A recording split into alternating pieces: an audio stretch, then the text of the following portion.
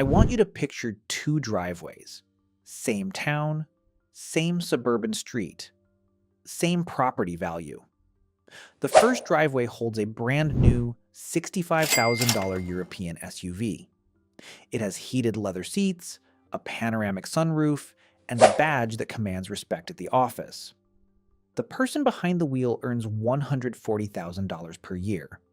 To the neighbors, they are the definition of success. But look closer at the math. Between the $900 monthly payment, the high-octane fuel, the specialized maintenance, and the insurance premiums, this vehicle consumes nearly 25% of their take-home pay. This person is trapped in the mid-tier. They earn too much to be considered struggling, but they spend too much to ever be free. They are one corporate restructuring away from losing the very image they're working so hard to maintain. The second driveway holds a 6-year-old Japanese sedan. It's clean, reliable, and entirely paid off.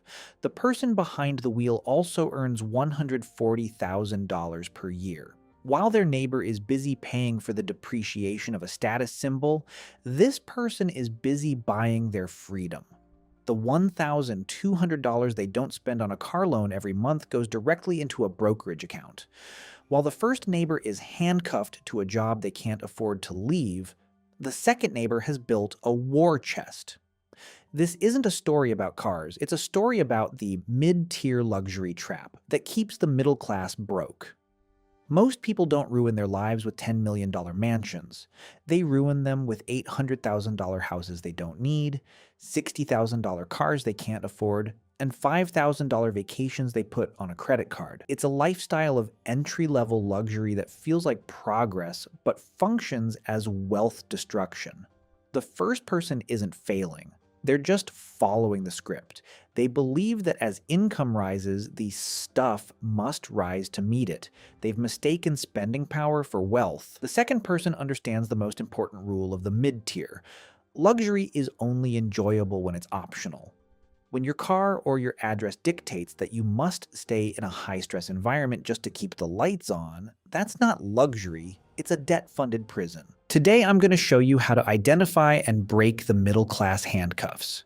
These aren't about living like a hermit. They're about recognizing that looking rich is the biggest obstacle to actually becoming wealthy. Let's start with the social tax of mid-tier luxury. When you buy the $60,000 SUV, you aren't just buying a car.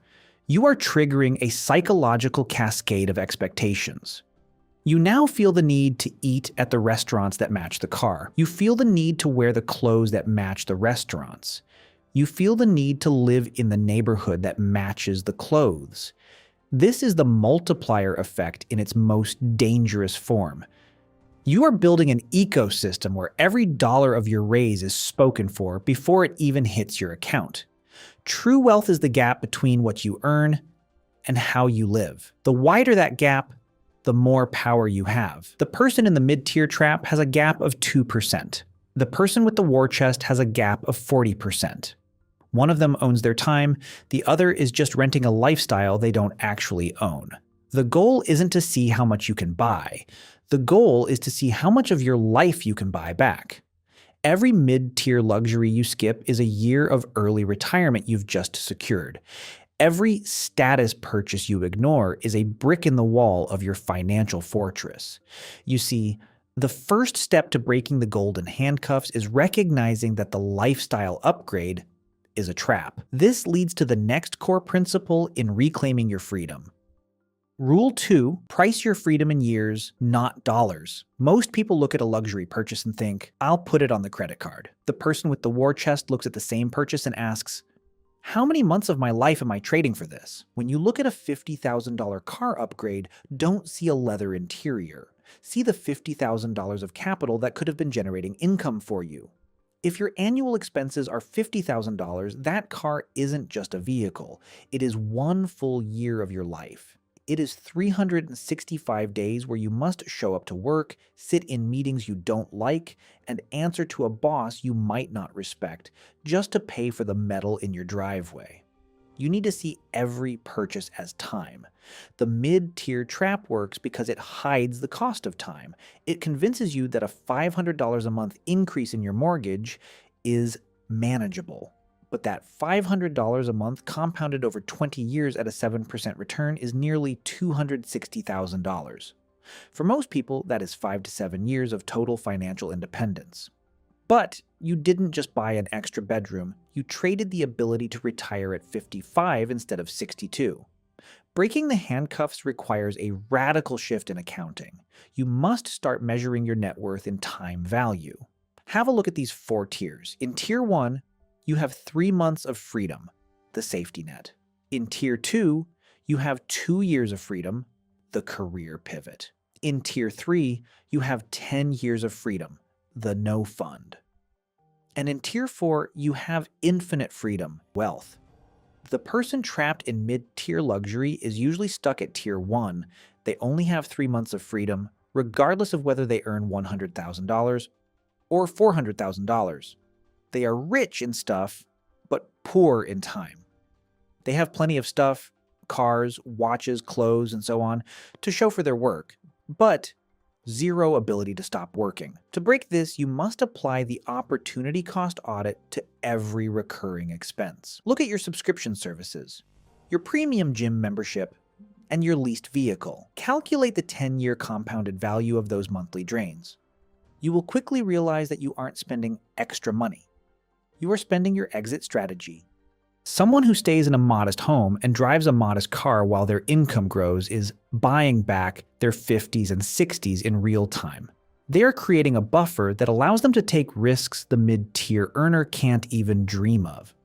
The person with the $1,200 car payment can't quit to start a business. The person with the paid-off sedan can. The handcuffs are only as strong as your desire to impress people you don't even like. Once you value your Monday mornings more than your neighbor's opinion, the locks fall off. The mid-tier trap is held together by a single, powerful psychological glue: the belief that your spending is a mirror of your success. In the professional world, this is the status mirage. It's the feeling that if you aren't living in the rich neighborhood or wearing the right watch, you haven't actually made it. The person with the golden handcuffs uses their overhead to prove their value to the world. They view their lifestyle as a resume they wear on their sleeve.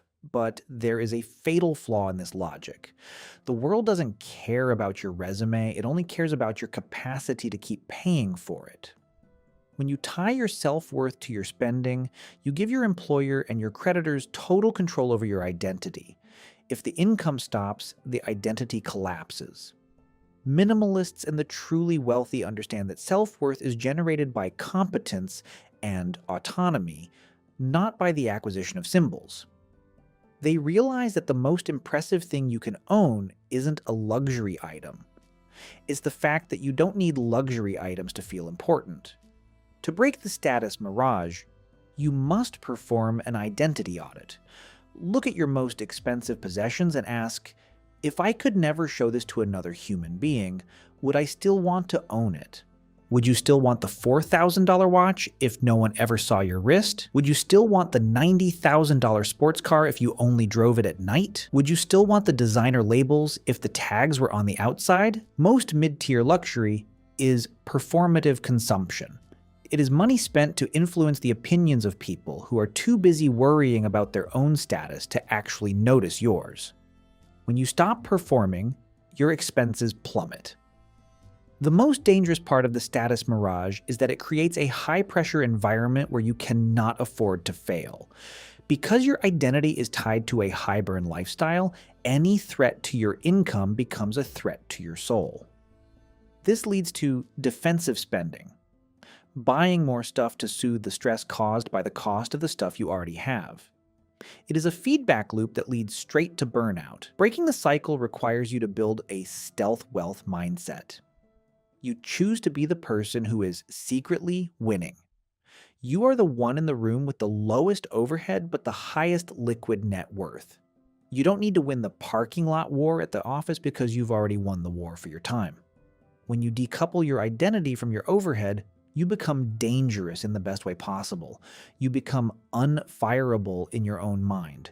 You can speak your truth at work, take creative risks, and walk away from toxic situations because you don't have a lifestyle that requires you to be a submissive earner. Rule 4.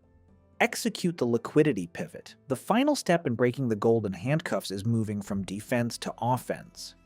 Breaking the cycle of mid-tier luxury isn't just about refusing to buy things, it's about what you do with the capital you've liberated.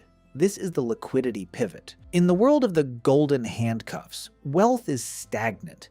It is locked in the equity of an oversized home, the metal of a depreciating car, and the fabric of a designer wardrobe. This is dead wealth. You cannot spend your granite countertops to buy a year off work. You cannot trade your luxury SUV for a seat on a board of directors. The person with the war chest prioritizes liquid wealth. They understand that $1 in a brokerage account is infinitely more powerful than $1 in a blender because liquid cash has utility. It is the only thing that can be converted into anything at a moment's notice. When you execute the liquidity pivot, your focus shifts from owning to controlling. You stop trying to own the most impressive assets and start trying to control the most impressive amount of your own time. The trapped earner sees a $5,000 bonus and thinks, "What can I buy?" The pivot strategist sees a $5,000 bonus and thinks, "How much future work does this replace?" At a 4% withdrawal rate, every $25,000 you have invested provides $1,000 of annual income forever. When you skip the mid-tier trap on a car upgrade or a home and instead pivot that money into the market, you are building a freedom machine. Eventually, the machine generates more income than your lifestyle requires. This is the moment the handcuffs dissolve completely. The liquidity pivot changes how you experience the world. The person who is all in on their lifestyle is constantly on the defensive, afraid of anything that might disrupt their cash flow. The person who has pivoted to liquidity is on the offensive. They are the ones who can buy assets when the market crashes. They are the ones who can fund a new venture when an opportunity arises. They are the ones who can say no to a toxic boss because their freedom machine is already doing the work for them. You don't need a $200,000 income to start. You just need the clarity to stop trading your future for a mid-tier present. The golden handcuffs only stay on as long as you believe the gold is worth the chains. Once you realize the gold is just painted lead, you can walk away.